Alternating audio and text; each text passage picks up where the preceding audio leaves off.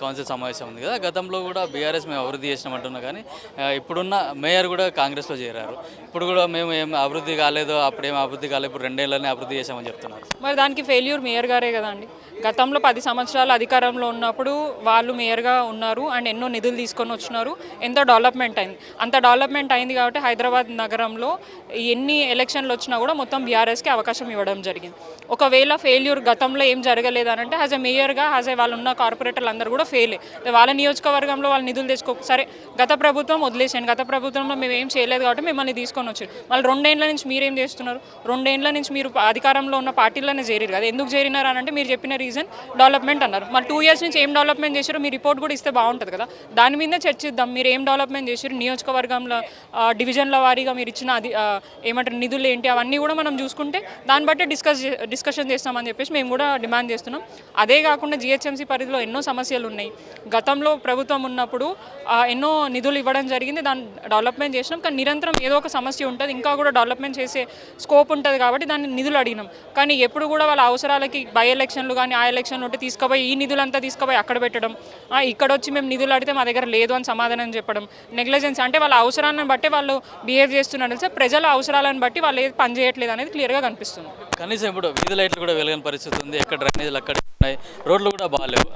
ఇప్పుడు మీ స్టాండ్ ఏ విధంగా ఉండబోతుంది? ఇప్పుడు ఈ క్వశ్చన్ మేము అడుగుదామని డిసైడ్ అయినాం. వారం కిందనే మా స్ట్రీట్ లైట్కి సంబంధించిన ఆఫీసర్ ఫోన్ చేసి మేడం లైట్లు రిపేర్ చేయడానికి వచ్చినాం, కొన్ని లైట్లు వచ్చినాయి అని అంటున్నారు. అంటే ఈ ప్రశ్నలు మేము అడగద్దు, అడిగితే వాళ్ళు ఇమీడియట్గా ఒక ఇన్స్టెంట్ సమాధానం పెట్టుకోవాలా. మీకు ఆల్రెడీ పలానా ఎన్ని అలాట్మెంట్ చేసినాం కదా అని చెప్పాలా.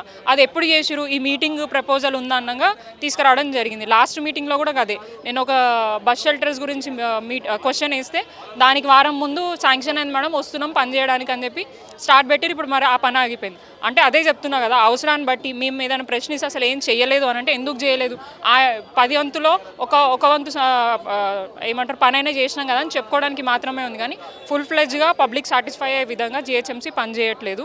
మాన్సూన్ టైంలో కూడా చాలా ఇబ్బంది పడ్డారు ప్రజలందరూ కూడా. ఎప్పుడైనా కూడా మాన్సూన్ అంటే మనం ఎప్పుడో ప్రిపేర్ చేసుకొని అన్ని జాగ్రత్తలు పాటించే అవకాశం ఉంటుంది. కానీ మాన్సూన్ వచ్చి వెళ్ళిపోయేంత వరకు కూడా ఇంకా టెండర్ ప్రాసెస్లోనే మాన్సూన్ ఫైల్ ఉండడం అనేది చాలా విడ్డూరంగా ఉంది. మరి ఏ రకంగా ఈ జిహెచ్ఎంసీ పనిచేస్తుందో అర్థం అవ్వట్లే. ముఖ్యమంత్రియే స్వయాన మున్సిపల్ శాఖ మంత్రి, మరి ఆయననే మంత్రిగా ఉన్నప్పుడు ఇంకా ఎక్కువ నిధులు రావాలా, ఎక్కువ డెవలప్మెంట్ కావాలి. కానీ ఇది ఏ డెవలప్మెంట్ అయినా గత ప్రభుత్వ హయాంలో జరిగిన డెవలప్మెంట్ మాత్రమే ఇంకా జరుగుతుంది తప్ప కొత్తగా ఎటువంటి నిధులు కానీ కొత్త డెవలప్మెంట్ జరిగింది మాత్రం మాకు ఇక్కడ కనిపించట్లేదు. అంతమందితో మాట్లాడి కార్పొరేటర్ మన కవితారెడ్డి గారు, మేడం చెప్పండి, ఇప్పుడు హైదరాబాద్లో చాలా సమస్యలు పేరుకుపోయినాయి. అయితే కేవలం 2 ఏళ్లలో మేము అభివృద్ధి చేసినామని చెప్పి కాంగ్రెస్ చెప్తుంది. 2 ఏళ్ళలో అభివృద్ధి చేశారంటున్నారు కదా బ్రదర్. ఒక పని చేద్దాం, వీధి లైట్లు ఎక్కడ వెలుగుతున్నాయి సిటీ లెవెల్లో సాయంత్రం 6 గంటలకు ఈరోజే పోదాం.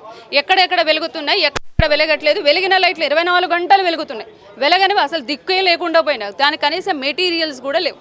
నిజంగా చెప్తున్నా, ఫిట్టింగ్స్ ఉండవు, న్యూ ఫిట్టింగ్స్ ఉండవు. న్యూ ఫిట్టింగ్ చెప్పాలంటే దానికి శాంక్షన్ కావాలి. 6 లైట్లు కావాలన్నా శాంక్షన్ చేయాలి. 6 లైట్లు అడగాలంటే కమిషనర్ని అడగాల.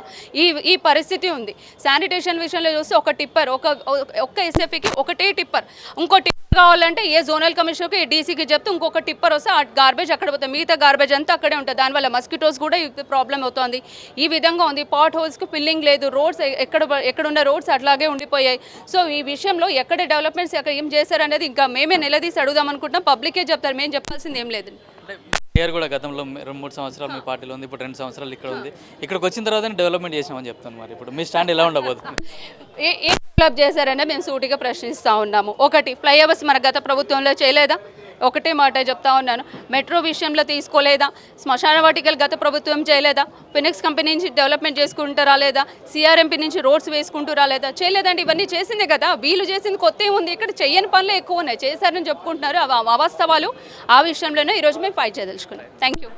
అయితే గతంలో కూడా ఎప్పుడు అభివృద్ధి ఇచ్చే 3 సంవత్సరాలుగా ఉన్నప్పుడు కూడా మేయర్ ఏం చేశారు, ఇప్పుడు 2 ఏళ్లలో అభివృద్ధి జరిగిందంటే గత 3 సంవత్సరాలలో పనులు ఏం చేయాలి, అంతా మేయర్ ఫెయిల్యూర్ అని చెప్పేసి కూడా బీఆర్ఎస్ కార్పొరేటర్లు ఆరోపిస్తున్నారు.